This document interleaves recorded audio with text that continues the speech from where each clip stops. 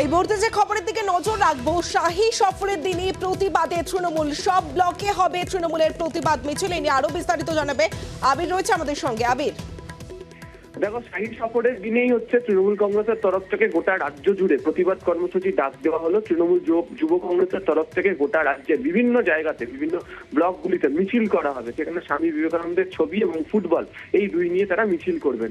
যেটা মনে করা হচ্ছে যে তৃণমূল কংগ্রেস ইতিমধ্যে তাদের বিবৃতিতেও জানিয়েছে যে 2021-এর বিধানসভা নির্বাচনের আগেও একাধিকবার বিজেপি কেন্দ্রীয় নেতৃত্ব তৃণমূল কংগ্রেসকে আক্রমণ করার জন্য এই রাজ্যে এসেছিল, যদিও তার ফল বিজেপির অনুকূলে যায়নি। এবারও তারা বলছেন যে লোকসভা নির্বাচনের আগে একই রকম ভাবে বিজেপির কেন্দ্রীয় নেতৃত্ব আছে, যদিও রাজনৈতিকভাবে তার প্রভাব পড়বে না। রাজ্যের ক্ষেত্রে বিজেপিকে চ্যালেঞ্জ জানানোর জন্য তাই শাহী সফরের দিনকে তারা বেছে নিচ্ছেন, এবং সেই কারণেই স্বামী বিবেকানন্দের ছবি এবং ফুটবল নিয়ে রাজ্যব্যাপী প্রতিবাদ কর্মসূচির ডাক দিল তৃণমূল কংগ্রেস। বেশ আবির।